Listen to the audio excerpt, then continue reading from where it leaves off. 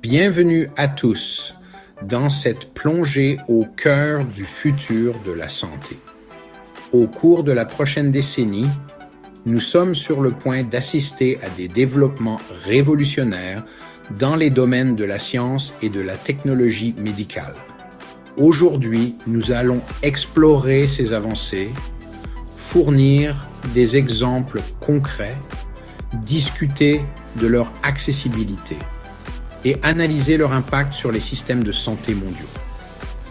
Nous utiliserons des graphiques, des études de cas et les points de vue d'experts pour visualiser ces changements.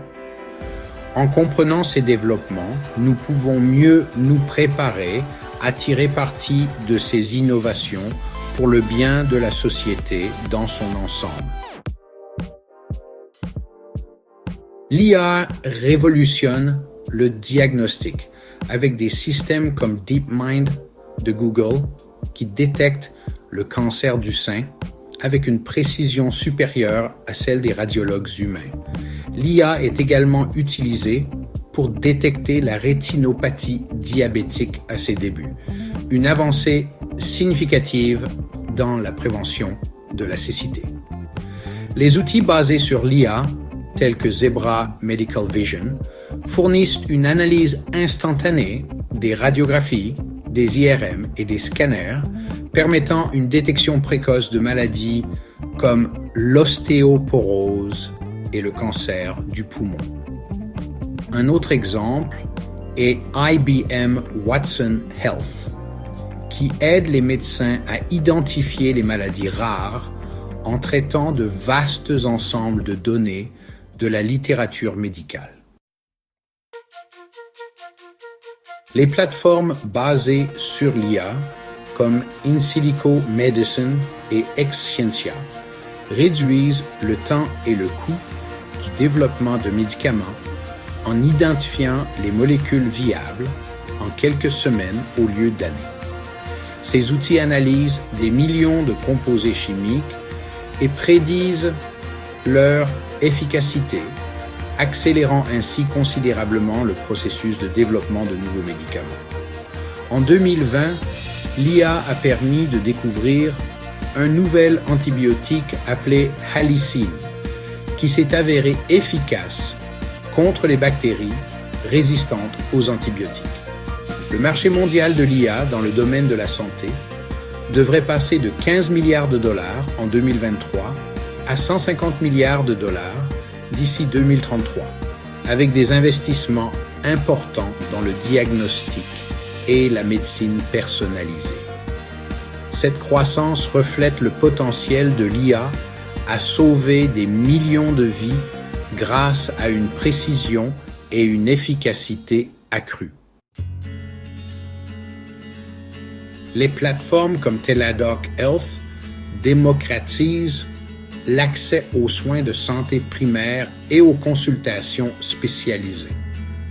En tirant parti de la vidéoconférence et des outils de diagnostic à distance, ces plateformes réduisent le besoin de consultations en personne et apportent des soins de santé aux régions mal desservies. Pendant la pandémie de COVID-19, les consultations de télésanté ont augmenté de 300%, avec plus de 75% des patients se déclarant satisfaits des soins à distance. De plus, les communautés rurales qui n'avaient auparavant pas accès à des spécialistes ont constaté des améliorations spectaculaires de leur état de santé. Les dispositifs portables avancés, comme l'Apple Watch et le Fitbit Sense, surveillent les signes vitaux tels que la fréquence cardiaque, le taux d'oxygène dans le sang et même les électrocardiogrammes.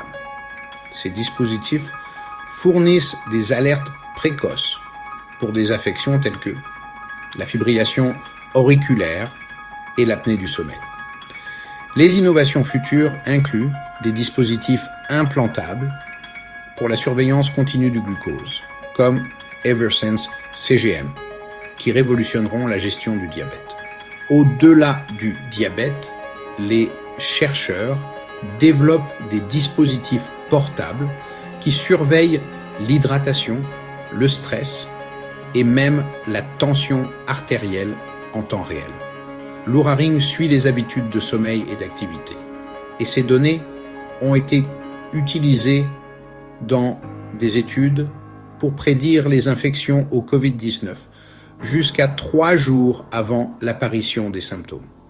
D'ici 2030, plus de 60% de la population des pays développés utilisera régulièrement la télésanté et les dispositifs portables, ce qui conduira à un modèle de soins de santé plus préventif.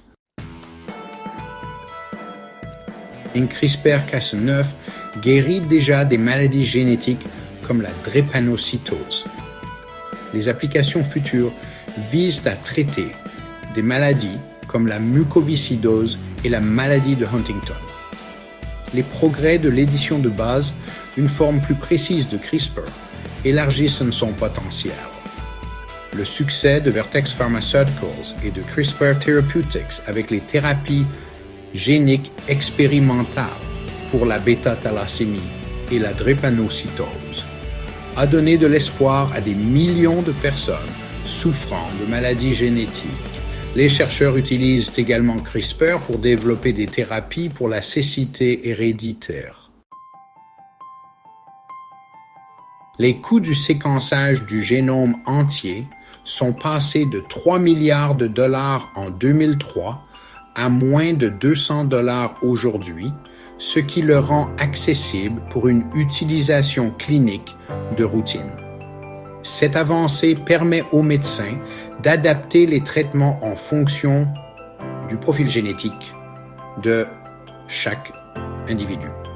Les vaccins anticancéreux personnalisés utilisant la technologie de l'ARNM ciblent les tumeurs en fonction du profil génétique de chaque individu. En médecine cardiovasculaire, les données génomiques permettent d'identifier les patients susceptibles de bénéficier de médicaments hypocholestérolémiants spécifiques.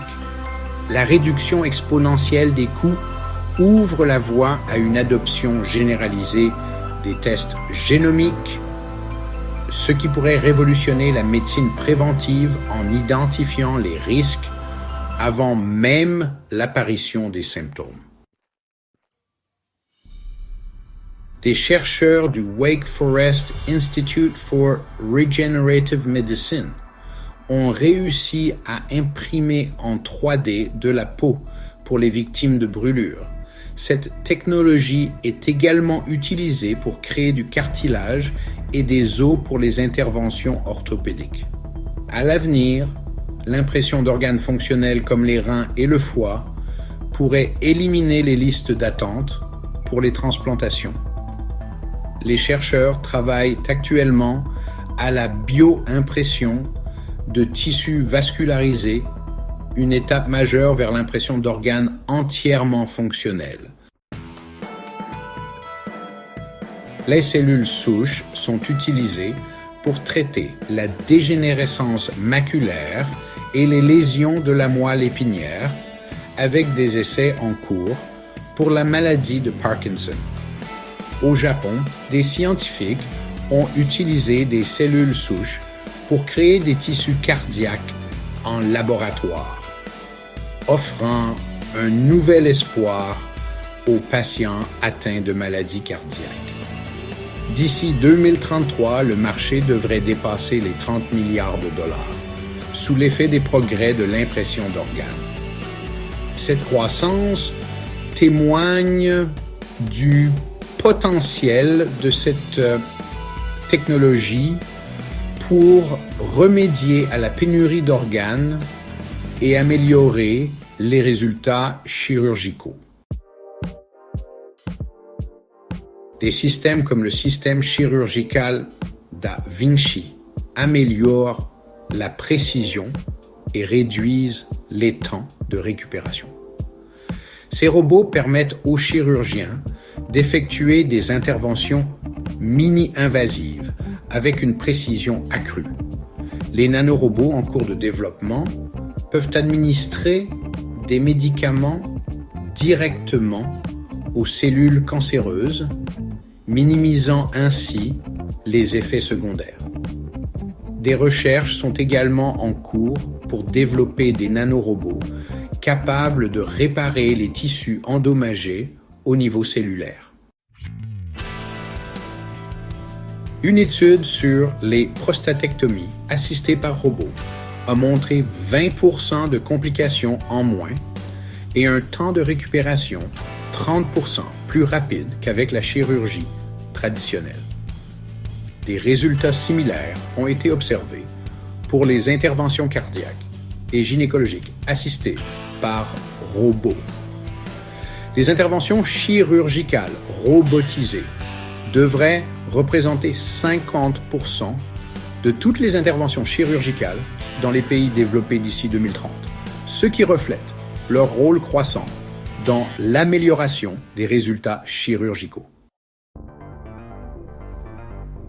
Les plateformes de ARA comme Microsoft HoloLens fournissent des visualisations en 3 dimensions permettant aux étudiants en médecine de s'entraîner aux interventions. Les chirurgiens utilisent la ARA pour cartographier des anatomies complexes pendant les opérations, ce qui leur permet de mieux appréhender les interventions difficiles. La RV est utilisée pour la rééducation des patients victimes d'AVC et pour la thérapie d'exposition des personnes souffrant de stress post-traumatique. Des études ont montré que les environnements virtuels peuvent aider les patients à retrouver leur capacité motrice plus rapidement et plus efficacement que la thérapie traditionnelle. Les investissements devraient passer de 2 milliards de dollars en 2023 à 20 milliards de dollars d'ici 2033, sous l'effet des progrès du matériel et des logiciels. Ces outils devraient faire partie intégrante de l'éducation et des soins aux patients. Au cours de la prochaine décennie, nous allons assister à des progrès sans précédent dans le domaine des technologies de la santé. Ces innovations permettront d'améliorer la santé des patients, de simplifier les processus médicaux et de mettre l'accent sur les soins préventifs. Toutefois, des défis tels que l'égalité d'accès, les obstacles réglementaires et les considérations éthiques doivent être relevés afin de garantir que ces avantages soient accessibles à tous. En tant que décideurs politiques, chefs de file de l'industrie et professionnels de la santé, nous avons la responsabilité commune de combler le fossé entre l'innovation et l'accessibilité. En encourageant la collaboration et en investissant dans les infrastructures, nous pouvons faire en sorte que ces technologies profitent non seulement aux ultra-riches, mais aussi à la classe moyenne mondiale.